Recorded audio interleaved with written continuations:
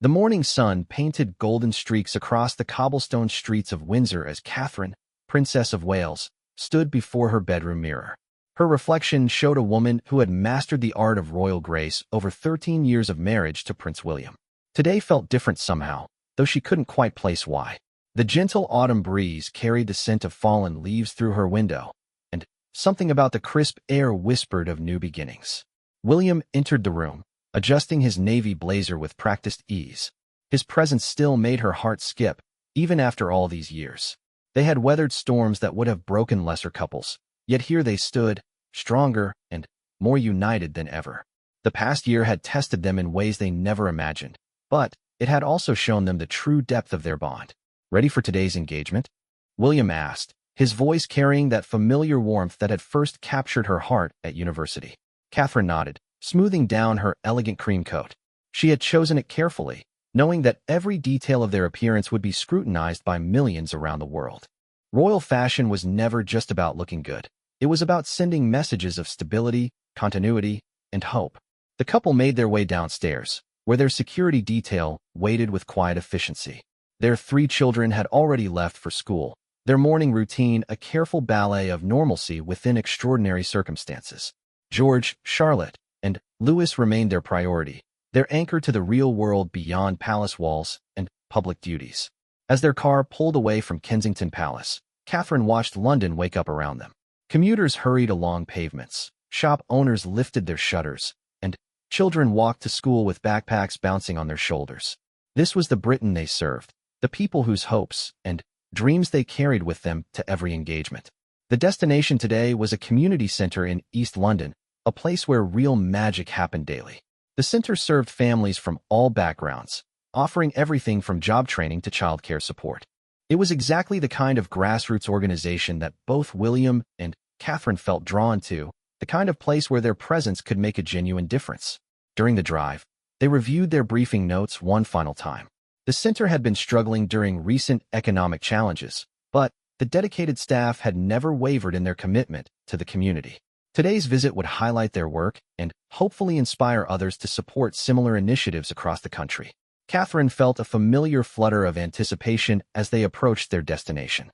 These public engagements had evolved from nerve-wracking ordeals into opportunities to connect with people whose stories never failed to inspire her. Each visit taught her something new about resilience, kindness, and the quiet heroism of ordinary people doing extraordinary things.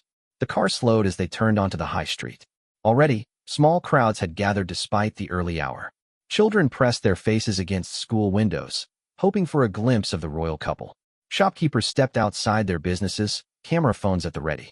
The excitement was palpable, rippling through the community like electricity. William reached over and squeezed Catherine's hand gently. It was a small gesture, invisible to the outside world, but laden with meaning between them. They had learned to draw strength from these quiet moments of connection before stepping into the public spotlight. The community center came into view, its modest brick facade decorated with colorful banners welcoming the royal visitors. A red carpet had been rolled out, not the opulent kind seen at movie premieres, but a simple gesture of respect and celebration. Local officials waited nervously by the entrance, checking their watches and adjusting their ties. As their car pulled up to the curb, Catherine could see the genuine excitement on people's faces. This wasn't the polite applause of a formal state occasion, but the raw enthusiasm of a community that felt truly honored by their presence. Children waved handmade flags, their artwork proudly displayed despite crooked letters and uneven colors. The car door opened, and William stepped out first, his smile immediate and genuine. The crowd erupted in cheers, but he waited patiently for Catherine to join him before acknowledging their welcome. Together, they turned to face the gathered community, and Catherine felt that familiar surge of purpose that had sustained her through years of public service. The center's director, Maria Santos, approached with barely contained excitement. She had worked tirelessly for 15 years to build this organization from nothing into a lifeline for hundreds of families. Today's visit represented validation of all her efforts, recognition that her work mattered beyond these neighborhood streets. "Your Royal Highnesses, welcome to our little corner of London," Maria said, her voice steady despite her obvious emotions. Catherine immediately warmed to her, recognizing a kindred spirit who understood the power of small actions to create lasting change. As they walked toward the entrance, Catherine noticed an elderly man sitting on a nearby bench, watching the proceedings with a mixture of curiosity and detachment. Something about his solitary figure tugged at her heart, and she made a mental note to speak with him if the opportunity arose. These unscripted moments often prove the most meaningful of any royal engagement. The crowd parted respectfully as they approached the center's entrance, but Catherine and William took time to acknowledge as many people as possible. A young mother lifted her toddler for a better view, and Catherine waved specifically at the child, delighting in the little one's giggling response. These connections, however brief, reminded her why this work mattered. Inside the center, the real purpose of their visit began to unfold. The main hall had been transformed into a showcase of the center's various programs, with different stations highlighting everything from literacy classes to job placement services. The air hummed with nervous energy as volunteers and staff members prepared to share their stories with the royal couple. Catherine's trained eye immediately picked out the details that revealed the center's character. Children's artwork covered one wall, a testament to the after-school programs that kept kids safe and engaged. A bulletin board displayed job placement success stories, each photograph representing a life changed for the better. A small library corner showed well-worn books that had clearly been loved and shared by countless readers. The warmth in the room was almost tangible, built from years of trust and community support. This wasn't just a building where services were delivered. It was a place where relationships flourished and hope took root. Catherine felt privileged to witness this manifestation of Britain's community spirit at its finest. As they prepared to begin their tour, Catherine caught William's eye and saw her own feelings reflected there. These visits recharged them both, reminding them of the profound impact their platform could have when used thoughtfully. Today would be about celebrating this community's achievements while learning lessons they could carry forward to future engagements. The stage was set for a day that would touch hearts, inspire action, and demonstrate once again why the royal couple's blend of dignity and accessibility had captured the public imagination. Their journey through the center would reveal stories of triumph over adversity, showcase innovative approaches to community challenges, and prove that royal relevance in the modern world came through authentic connection rather than distant ceremony. The first station showcased the center's pioneering early childhood development program. Sarah Chun, a former teacher who had retrained as a child development specialist, stood proudly beside a colorful play area where toddlers explored sensory activities under careful supervision. Her journey from classroom educator to community advocate embodied the center's mission of adaptation and growth. "We serve 45 families in this program alone," Sarah explained as Catherine knelt to interact with a shy 3-year-old who had been hiding behind her mother's legs. The little girl, Amara, slowly warmed to Catherine's gentle approach, eventually offering her a well-chewed toy dinosaur as a gift. The spontaneous moment captured hearts throughout the room, but Catherine's focus remained entirely on the child before her. William engaged the fathers present, understanding that male involvement in early childhood programs often required special encouragement. He listened intently as David Thompson, a single father of twins, described how the center had become his lifeline after his wife's death 2 years earlier. David's voice cracked slightly as he explained how the staff had supported him through those dark early months, helping him learn everything from basic childcare to managing grief while parenting. The center's approach to supporting families went far beyond traditional childcare. They provided parent education classes, mental health support, and even basic financial literacy training. Catherine observed how naturally the staff moved between roles, becoming counselors, teachers, and cheerleaders as circumstances demanded. Their flexibility and genuine care created an environment where vulnerable families could rebuild their confidence. At the nutrition station, they met Fatima Ali, a refugee from Syria who had arrived in London 3 years earlier with limited English and no local support network. The center had not only helped her access language classes but had also recognized her exceptional cooking skills. Now Fatima led cooking workshops that taught other families how to prepare healthy meals on tight budgets while honoring their cultural traditions. "Food is love in every culture," Fatima told Catherine as she demonstrated how to make nutritious soup from simple ingredients. Her English, while still accented, flowed confidently as she explained how cooking had become her bridge to the wider community. The recipe cards she had developed were now used by families throughout East London, proving that expertise could come from unexpected sources. Catherine sampled the soup, her genuine appreciation evident as she praised both the flavor and the program's innovative approach. The royal couple had learned long ago that authentic engagement meant participating fully, not simply observing from a polite distance. Catherine's willingness to taste Fatima's creation represented more than courtesy. It was recognition of the woman's expertise and contribution to her new community. The job training section buzzed with quiet concentration as 16 adults worked on computer skills, resume writing, and interview preparation. The program coordinator, James Mitchell, had himself been unemployed for 8 months before the center helped him retrain as a digital literacy instructor. His transformation from client to staff member illustrated the center's philosophy that everyone had something valuable to contribute. William gravitated toward the technology corner, where Marcus Williams, a 19-year-old from a nearby housing estate, was building a simple website for a local business. Marcus had left school at 16 without qualifications, but the center's coding bootcamp had unlocked abilities he never knew he possessed. His story resonated with William, who understood how easily young people could slip through educational cracks without proper support. "I used to think computers were for other people," Marcus admitted, his fingers flying across the keyboard with newfound confidence. "Now I'm helping my neighbor set up an online store for her jewelry business. It's mad how much things can change." His enthusiasm was infectious, spreading to other participants who saw in him proof that transformation was possible regardless of starting point. The center's mental health support area had been arranged with careful attention to privacy, while still allowing the royal couple to understand its importance. Dr. Lisa Patel, a volunteer psychologist who donated 4 hours weekly to the program, explained how community-based mental health services filled crucial gaps in the formal healthcare system. Many clients came seeking help with issues ranging from anxiety to post-traumatic stress, often triggered by financial hardship or social isolation. Catherine listened intently as Dr. Patel described the ripple effect of untreated mental health issues throughout families and communities. Children struggled in school when parents battled depression.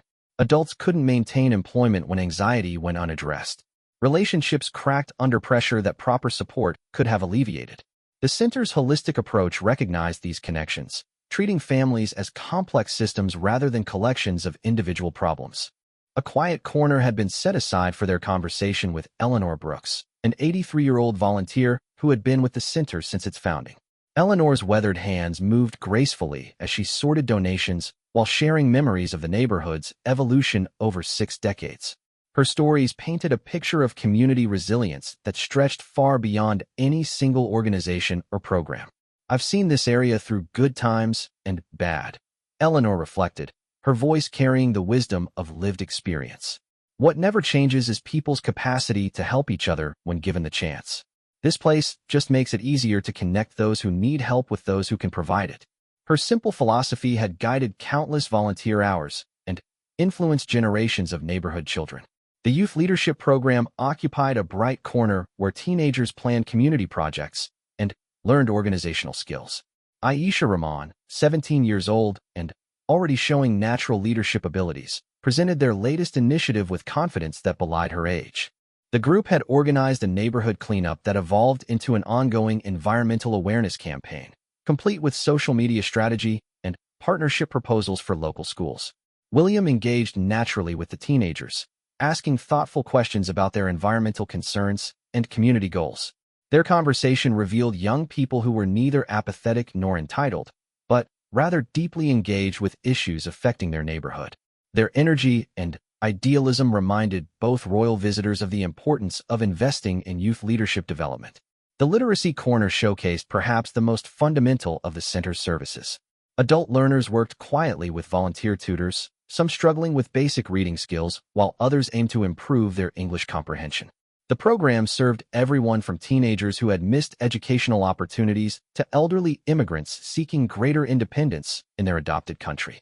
Catherine spent extended time with Patricia Johnson, a 52-year-old woman who had hidden her reading difficulties for decades before finally seeking help.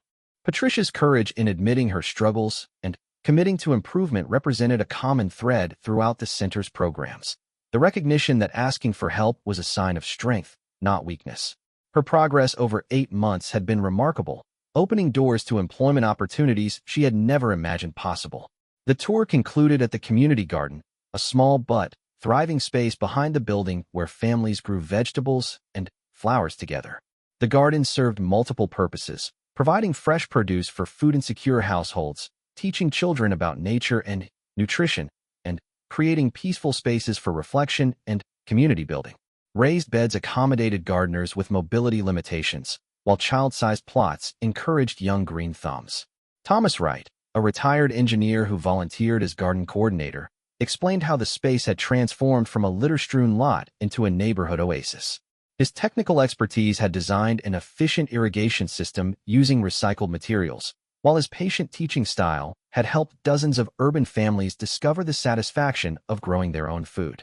As Catherine and William prepared to move to the final phase of their visit, both felt deeply moved by the morning's experiences. They had witnessed firsthand how effective community programs could address multiple challenges simultaneously while preserving human dignity and cultural diversity. The center's success lay not in any single innovation, but in its commitment to seeing each person as a complete human being with both needs and gifts to offer. The main hall had been reconfigured for a community celebration, bringing together program participants, staff members, volunteers, and local residents for an informal reception.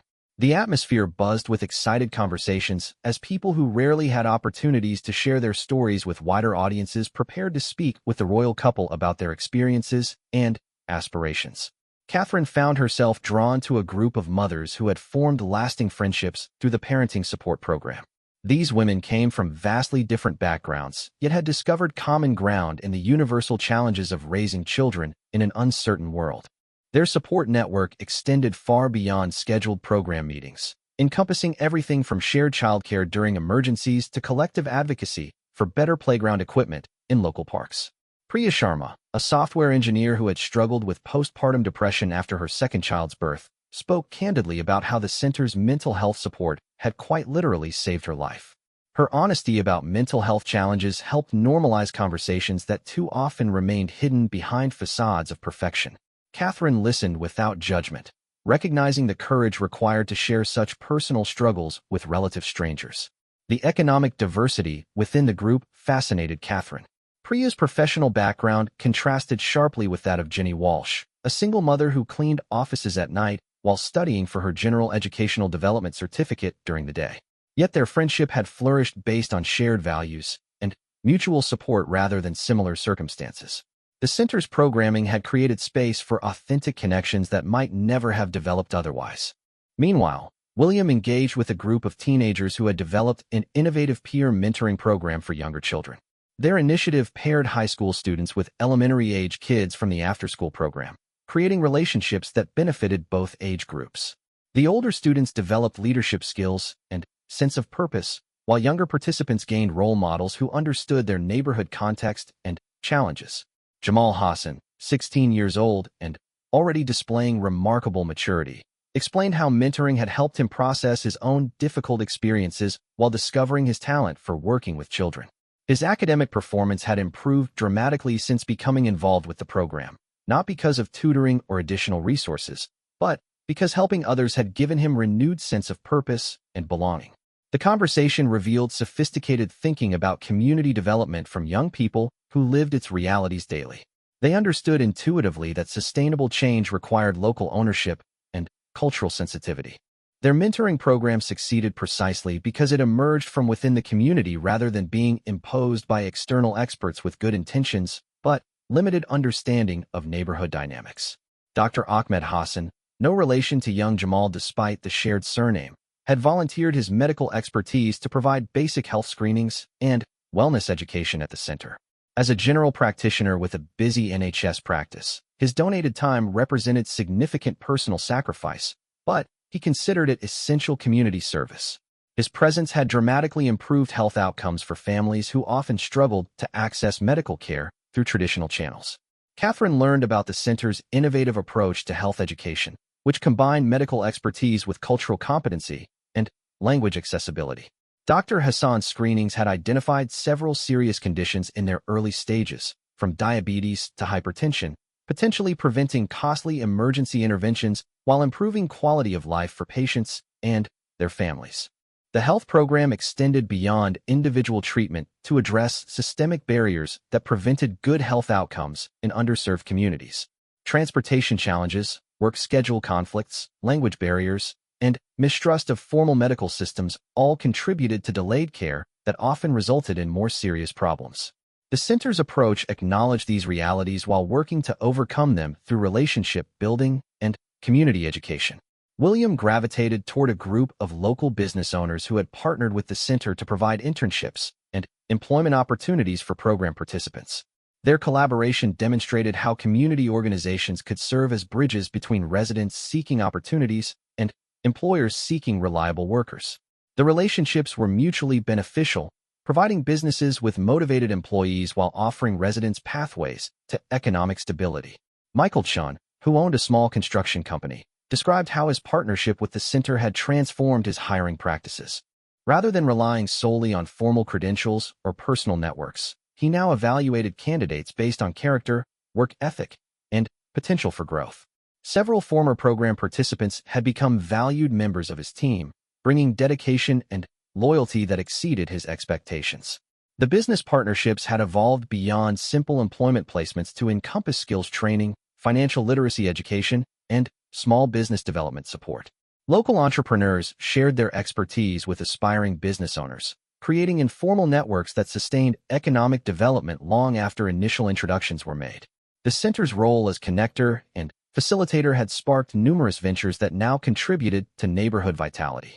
Catherine was particularly moved by her conversation with the center's youth choir, a diverse group of children aged 8 to 16 who had discovered the joy of making music together. Their repertoire included traditional songs from various cultures represented in the community, creating performances that celebrated diversity while building unity. The choir performed at community events throughout the year, becoming a source of neighborhood pride and cultural exchange. The choir director, Angela Foster, had volunteered her time after retiring from a successful career as a music teacher. Her expertise had elevated the group's technical skills, but, more importantly, she had created an environment where children could explore their cultural heritage while learning to appreciate traditions different from their own. The choir's success had inspired similar programs in neighboring areas, multiplying its impact throughout East London. Music had proven uniquely powerful in bringing together children who might otherwise remain segregated by cultural or economic differences. Language barriers dissolved when voices joined in harmony, and shy personalities blossomed under the encouragement of group participation. Several choir members had discovered genuine talent that might have remained hidden without this opportunity for musical expression and development.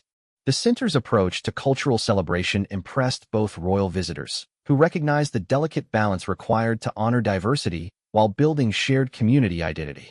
Monthly cultural festivals showcased traditions from various backgrounds represented in the neighborhood, from Caribbean steel drum performances to Pakistani poetry recitations. These events drew attendance from throughout the borough, breaking down barriers between communities that too often remained isolated from each other. Elder storytellers shared traditional tales with children whose families had adopted London as their new home, creating connections between generations while preserving important cultural knowledge. Cooking demonstrations allowed families to share their culinary traditions while learning about ingredients and techniques from other cultures. Dance workshops taught traditional steps while encouraging creative fusion that reflected the neighborhood's multicultural reality. William engaged with a group of fathers who met weekly for informal support and friendship. The group had emerged organically from the center's programs, demonstrating how effective community development created conditions for natural relationship building rather than forcing artificial connections. Their conversations covered everything from parenting strategies to career challenges, providing emotional support that many men struggled to find elsewhere. The Fathers Group had become advocates for family-friendly policies in their workplaces and community institutions. Their collective voice carried weight when addressing issues like flexible work schedules, accessible childcare, and recreational opportunities for children.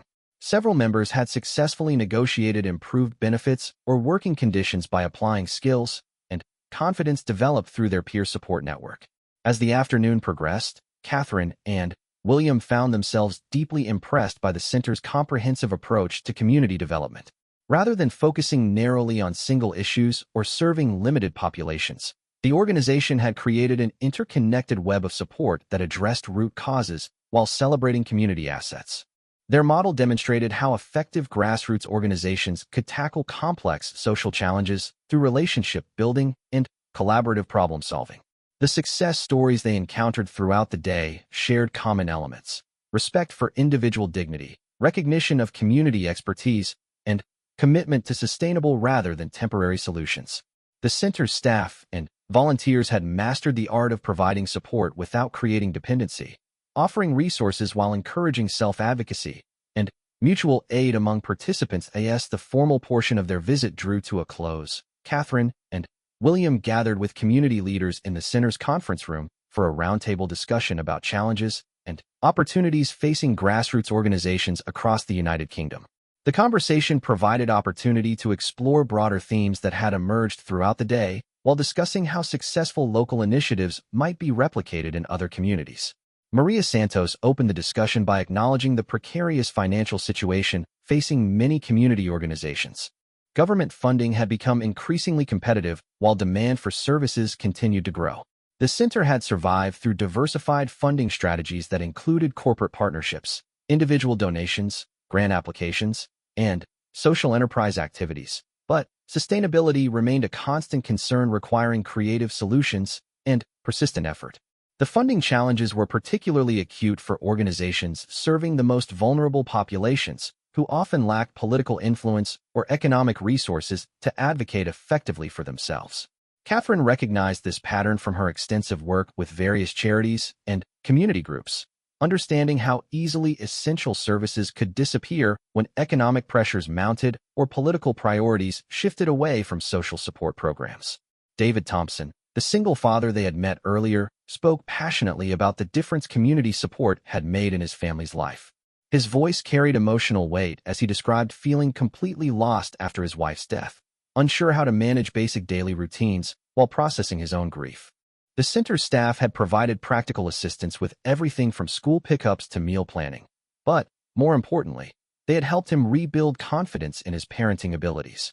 His story highlighted the ripple effects of community support that extended far beyond immediate service delivery.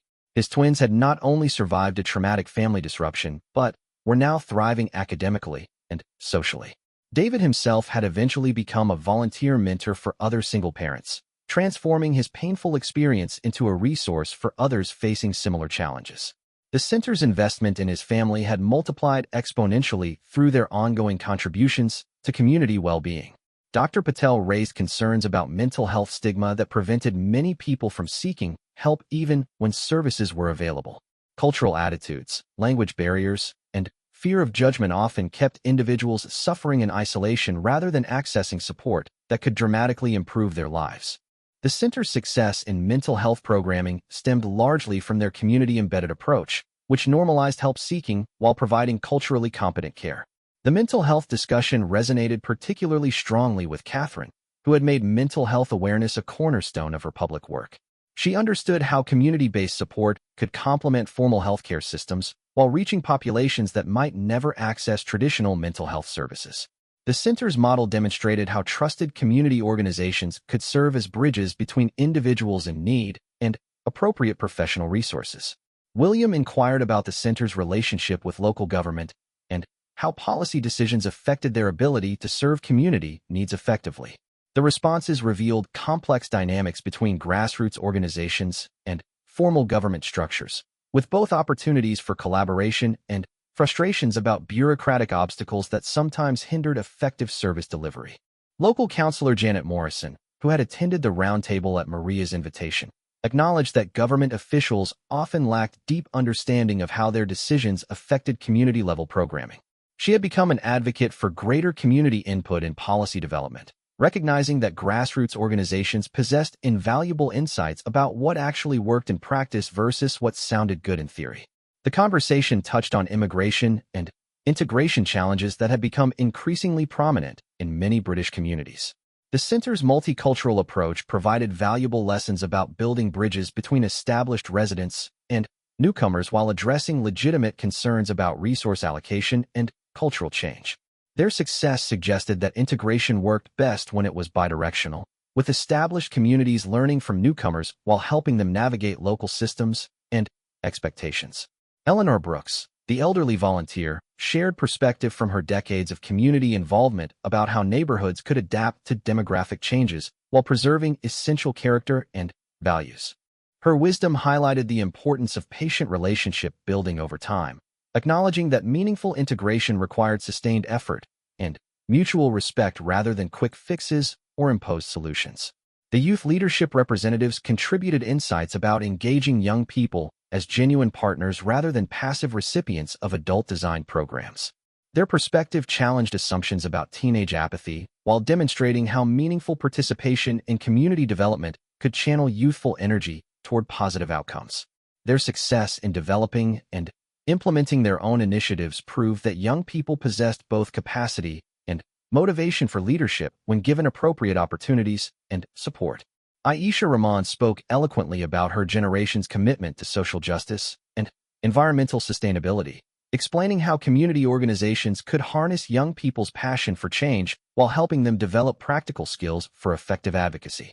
Her group's environmental initiatives had evolved from simple cleanup activities to sophisticated awareness campaigns because adults at the center had respected their intelligence while providing guidance about strategic planning and implementation. The business partnership discussion revealed important insights about creating mutually beneficial relationships between community organizations and private sector entities. Successful partnerships required clear communication about expectations and benefits, ongoing relationship maintenance, and recognition that both parties brought valuable resources to collaborative efforts. The center's business relationships had evolved from simple charity requests to strategic partnerships that enhanced both community development and business success. Michael Chun explained how his construction company had benefited from partnering with the center through access to motivated workers, positive community relationships, and fulfillment of corporate social responsibility goals. His experience suggested that businesses often wanted to contribute meaningfully to community development, but needed guidance about how to engage effectively without creating dependency or undermining local capacity. The roundtable discussion also addressed the challenge of measuring success in community development work, where the most important outcomes often resisted easy quantification. Traditional metrics like number of people served or programs delivered failed to capture transformative changes in individual lives, family relationships, or community social cohesion that represented the center's greatest achievements. Maria Santos described their approach to evaluation, which combined traditional data collection with storytelling and participatory assessment methods that honored community voices and perspectives. Their evaluation strategy helped them improve programming while providing accountability to funders, but it also served internal purposes by helping staff and volunteers recognize the significance of their daily work. Catherine inquired about how the center maintained its community-driven character while meeting external requirements from funders and regulatory bodies. The question touched on fundamental tensions facing grassroots organizations between preserving local autonomy and accessing resources that required compliance with external standards and reporting requirements. The response revealed sophisticated thinking about maintaining organizational integrity while adapting to external demands. The center's leadership had learned to frame their mission and methods in language that satisfied funders while preserving their essential character and community accountability. This balance required constant attention and occasional difficult decisions about which opportunities to pursue based on alignment with core values and community needs. As the roundtable concluded, William expressed admiration for the center's comprehensive approach to community development and asked about their plans for future expansion or replication. The question sparked discussion about how successful local initiatives could influence broader social policy while maintaining the intimate scale and relationships that enabled their effectiveness. The conversation revealed both opportunities and challenges associated with scaling successful community development models. While the center's approaches could certainly inform programming in other locations, their success depended heavily on local relationships, cultural context, and community ownership that could not easily be replicated through external intervention or standardized programming models. The final moments of the royal visit unfolded in the center's main hall, where community members had gathered for an informal farewell celebration. The atmosphere buzzed with excitement and satisfaction as people reflected on a day that had exceeded everyone's expectations for meaningful engagement and authentic connection. Children who had been shy earlier in the day now approached Catherine and William with handmade cards and drawings depicting their favorite moments from the visit. Catherine knelt to receive a carefully colored picture from 7-year-old Amelia Rodriguez, who had drawn the royal couple surrounded by rainbow hearts and flowers. The child's artistic interpretation captured something profound about the day's emotional impact, translating complex feelings into simple symbols that expressed joy and gratitude. Catherine's genuine delight in receiving this gift demonstrated her understanding that these spontaneous gestures often meant more than formal presentations or official ceremonies. The elderly gentleman Catherine had noticed earlier sitting alone on the bench had been invited inside, and now waited patiently near the refreshment table. She approached him with natural grace, learning that his name was Frank Morrison and that he had lived in the neighborhood for 67 years. Frank had been reluctant to join the celebration, feeling uncertain about his place in such an occasion. But his weathered face lit up as Catherine engaged him in conversation about the area's history and changes he had witnessed over the decades. Frank's stories painted a vivid picture of community evolution, from post-war reconstruction through economic ups and downs to the current period of demographic change and urban renewal. His perspective provided historical context for the center's work, illustrating how each generation faced unique challenges while drawing on enduring traditions of mutual support and neighborhood solidarity. Catherine found his insights fascinating, recognizing how personal narratives could illuminate broader social trends in ways that statistics never captured. William spent his final minutes with the youth leadership group, who had prepared a brief presentation about their vision for the community's future.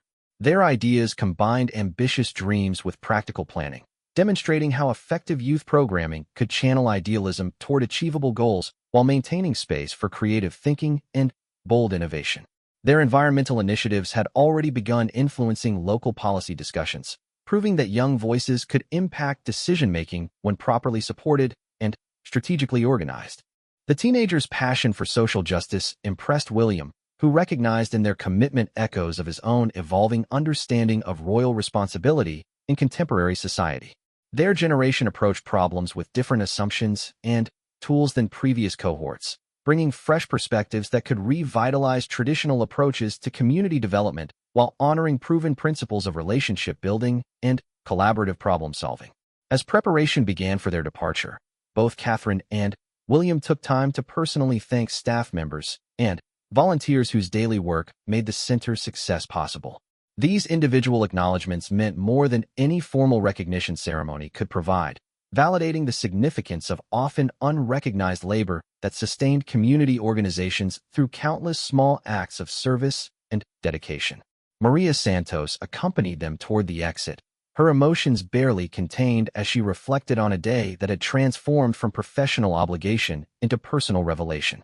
The royal couple's genuine interest in the center's work had energized everyone involved while providing validation that their efforts mattered beyond neighborhood boundaries. Their visit would be remembered long after media coverage faded, inspiring continued commitment to community development work that often felt invisible to outside observers. The crowd outside had grown throughout the day as word spread about the positive atmosphere and authentic engagement happening within the center. Local residents who had not been directly involved with the center's programs had gathered to witness this historic visit to their neighborhood, creating a celebratory atmosphere that extended far beyond the building itself. Children pressed against barriers with artwork and flowers, while adults captured photos that would become treasured family memories. Catherine and William emerged from the building to sustained applause and cheers that reflected genuine appreciation rather than mere polite acknowledgement. The crowd's enthusiasm was infectious, spreading among observers and participants alike as people recognized they had witnessed something special, a royal visit that had honored community achievements while highlighting important social issues without condescension or political calculation. The royal couple took time to greet as many people as possible along the barriers, accepting flowers, letters, and small gifts while engaging in brief conversations that would be remembered long after the formal visit concluded. Their accessibility and warmth generated numerous individual moments of connection that multiplied the visit's impact throughout the community and beyond through social media sharing and personal storytelling. A group of local school children, who had been dismissed early to witness the historic occasion, presented a song they had learned specially for the visit. Their voices, not quite in tune but filled with enthusiasm, created a moment of pure joy that epitomized the day's spirit of celebration and community pride. Catherine and William listened attentively to every verse, their appreciation evident in their smiles and applause at the conclusion. The children's performance reminded everyone present that royal visits, at their best, created opportunities for communities to celebrate themselves and their achievements rather than simply providing entertainment for distinguished guests. The center's programming had prepared young performers who possessed confidence and skills that extended far beyond musical ability, demonstrating how comprehensive community development could nurture human potential in unexpected ways. As their car approached, both Catherine and William paused for final photographs with community leaders and program participants. These images would document a day of genuine partnership between royal visitors and grassroots organizers, capturing relationships that had developed naturally through shared interest in community welfare rather than formal protocol or political necessity. The photographs would become part of the center's permanent record, inspiring future participants while providing evidence of royal recognition for their work. The drive back to Kensington Palace provided opportunity for Catherine and William to process their experiences and discuss how the day's insights might influence their future engagements and charitable work. Their conversation revealed deep appreciation for the center's comprehensive approach to community development and recognition that similar organizations throughout the United Kingdom deserved greater recognition and support for their essential work. Catherine reflected on the mothers she had met, recognizing universal themes of resilience and mutual support that transcended cultural and economic differences. Their strength in facing various challenges while supporting others in similar situations demonstrated human capacity for growth and generosity even under difficult circumstances. Their stories would inform her understanding of family pressures and community resources as she continued developing her public work around early childhood development and family support. William discussed the impressive young leaders whose environmental initiatives had combined local action with global awareness, showing how community organizing could address multiple scales of social challenge simultaneously. Their sophisticated understanding of environmental justice issues suggested that youth engagement programs could produce leaders capable of tackling complex problems through collaborative approaches that honored both local knowledge and scientific expertise. Both royal visitors had been struck by the center's success in creating programming that served diverse populations without losing focus or diluting impact. Their model demonstrated how effective community development could address multiple issues simultaneously through relationship-centered approaches that recognized connections between seemingly separate problems like unemployment, mental health challenges, and social isolation. The day had reinforced their belief that meaningful royal engagement required more than ceremonial appearances or charitable fundraising, though both remained important elements of their public role. Authentic connection with grassroots organizations like the Community Center provided opportunities to learn about innovative approaches to persistent social challenges while demonstrating royal relevance through genuine partnership rather than distant patronage. As their car pulled through the palace gates, Catherine and William carried with them renewed appreciation for the dedication and creativity of community organizers whose work rarely received widespread recognition despite its profound impact on individual lives and neighborhood well-being. Their visit had honored one organization's achievements while highlighting the broader network of similar efforts that strengthened British society through patient relationship building and collaborative problem-solving. The evening news would feature positive coverage of the royal visit, but the day's true significance lay in relationships formed, ideas exchanged, and commitments strengthened between community members and their royal visitors. These connections would endure long after media attention faded, inspiring continued collaboration between formal institutions and grassroots organizations working towards shared goals of social justice, community development, and human flourishing. The Community Center's story represented countless similar organizations throughout the United Kingdom whose daily work created opportunities for transformation, healing, and growth in neighborhoods that might otherwise struggle with isolation and limited resources. Catherine and William's visit had celebrated one example, while acknowledging the broader movement of community-led development that strengthened the social fabric through small acts of service and large visions of possibility.